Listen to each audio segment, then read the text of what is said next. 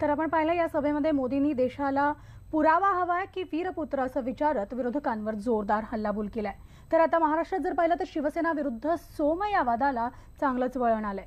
भाजपने किरीट सोमय्या यांना उमेदवारी दिल्यास शिवसेनेचे आमदार सुनील राऊत यांनी सोमय्यांच्या विरोधात निवडणूक लढवणार असल्याची घोषणा केली आहे। तर वेळप्रसंगी अपक्ष म्हणूनही निवडणूक लढणार असल्याचं सुनील राऊत यांनी म्हटलंय आणि गुढीपाडव्याच्या मुहूर्तावर ते आपला उमेदवारी अर्ज देखील भरणार आहेत।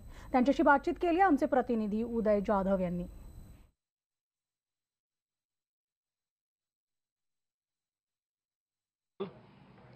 ईशान्य मुंबई लोकसभा मतदारसंघामध्ये भाजपचे विद्यमान खासदार किरीट सोमय्या यांच्या विरोधामध्ये शिवसैनिकांनी एक नवा नारा दिलेला आहे।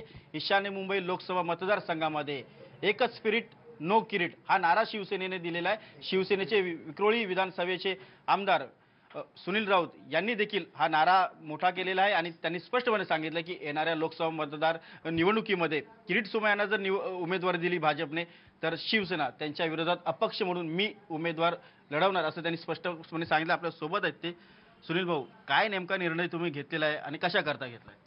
निर्णय असा आहे, निर्णय घेतलेला आम्ही निर्णय घेतला, परंतु ईशान्य मुंबईमध्ये आज जी परिस्थिती आहे किरीटच्या विरोधामध्ये, किरीटला जर सीट दिली तर नक्कीच आपण भारतीय जनता पार्टीची इथे हार होईल।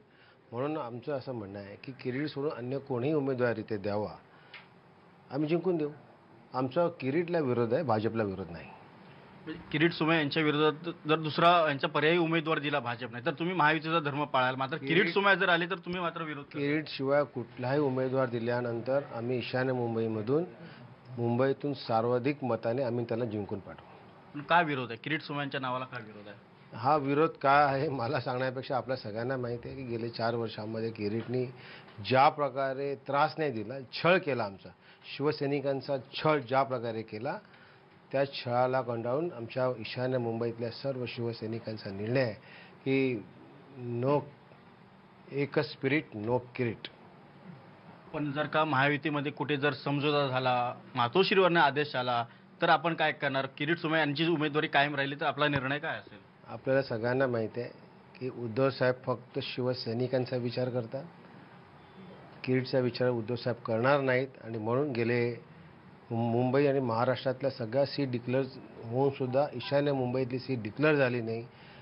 पूर्ण खात्री आहे की असा निर्णय किरीटच्या फेवरमध्ये होणार नाही आणि चुकून जर असं काही घटना घडलीच तर आम्ही आमचा निर्णय घ्यायला सक्षम आहोत। काय निर्णय आहे तुमचा? काय निर्णय तो सांगा। किरीट सोडून जर दुसरा कोण उमेदवारी दिला तर आमचा काही निर्णय होणार नाही, परंतु जर किरीटला परत सीट दिली तर आम्ही नक्कीच गुढीपाडव्याला आमचा मुहूर्त ठरलेला आहे। मुहूर्त कसला हो? तुम्ही स्वतः लोकसभा उमेदवार अपक्ष उमेदवार म्हणून अर्ज भरणार? तर अपक्ष भरायचं काय ते नंतर ठरवू, परंतु फॉर्म नक्की भरणार मी। फॉर्म नक्की भरणार। तर आपण बघतोय की किरीट सोमय्या यांच्या अडचणीमध्ये खूप मोठी वाढ झालेली आहे। किरीट सोमय्या यांच्या विरोधामध्ये शिवसेनेने शड्डू ठोकलेले स्वतः शिवसेनेचे आमदार त्यांच्या विरोधात अपक्ष उमेदवारी भरण्यासाठी ते मैदानात उतरणार आहेत। व्हिडिओ जर्नलिस्ट नवनाथ कोंडेकरसह उदय जाधव, न्यूज 18 लोकमत, मुंबई। तर अभिनेत्री उर्मिला मातोंडकरनं काँग्रेसमध्ये प्रवेश केल्यानंतर भाजपवर टीका करण्यास सुरुवात केली आहे। लोकांमध्ये प्रचंड नाराजी असून भाजपच्या कामामुळे लोक खुश नाहीयेत आणि म्हणूनच मी काँग्रेस प्रवेश केल्याचं उर्मिला मातोंडकरनं न्यूज 18 लोकमतशी बोलताना म्हटलंय। तर या संदर्भात तिच्याशी बातचीत केली आमचे प्रतिनिधी प्रफुल्ल साळुंखे यांनी।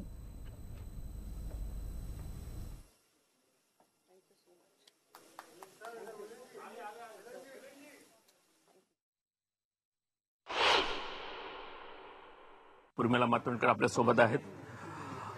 उर्मिला जी, एक सरळ प्रश्न आहे की प्रचार की विचार? विचार विचार विचार आणि विचार।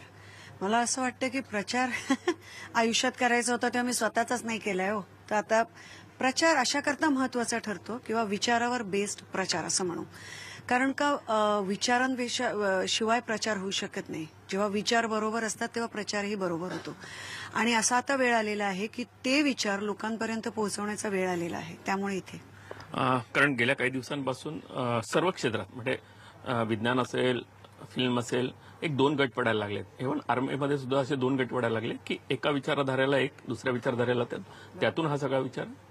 हो, आणि कुठेतरी असं झालंय की ह्या सगळ्या विचारांमध्ये एका विचारधारावरच तुम्ही असाल तर तुम्ही देशभक्त, दुसरी विचारधारा तुमची असेल तर तुम्ही देशभक्त नाही, देशद्रोही।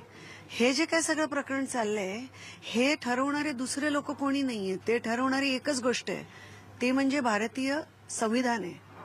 आणि हे आपल्याला लक्षात घेऊन चाललं पाहिजे. आता तुम्ही भारतीय संविधान, आता तुम्ही बऱ्याच गोष्टी या संदर्भात देखील बोलल्यात, पण ज्या पद्धतीनं विचारांची लढाई लढायला हवी होती पण ती कुठे व्यक्तिशः सुरू झालेली आहे आणि ट्रोल देखील तुम्ही खूप मोठ्या प्रमाणात तुम्हाला ट्रोल करण्यात येत आहे. या सगळ्या गोष्टींना कसं पाहता? मजेशीर गोष्ट आहे बघा. अभिव्यक्ती स्वातंत्र्य हे महत्वाची गोष्ट आहे, पण ते गोष्ट अशी घेतायत तशी घेतायत, पण हे पण एक लोकशाहीतलं एक रूप आहे. आणि म्हटल्याप्रमाणे की गेल्या 5 वर्षामध्ये एक गोष्ट खूप मोठ्या प्रमाणात जर वाढली आहे तर ती ही वाढली आहे. हे द्वेषाचं जे राजकारण आहे ते खूप मोठ्या प्रमाणावर फोफावलंय आणि ते कुठून फोफावलं गेलं हे मला वाटत नाही. मला तुम्हाला किंवा लोकांना सांगायची गरज आहे. आणि त्याच्या विरुद्ध बोलायला किंवा त्याच्यावरती माझी प्रखर मतं इथे मांडायला मी इथे आलेली आहे किंवा ही एवढी मोठी स्टेप घेतलेली आहे. प्रचार नाही तर विचारांची लढाई लढण्यासाठी आपण राजकारणात आल्याचं उर्मिला मातोंडकर यांनी या ठिकाणी सांगितलंय. व्हिडिओ जर्नलिस्ट प्रवीण शेट्टीसह प्रफुल्ल साळुंखे, न्यूज 18 लोकमत.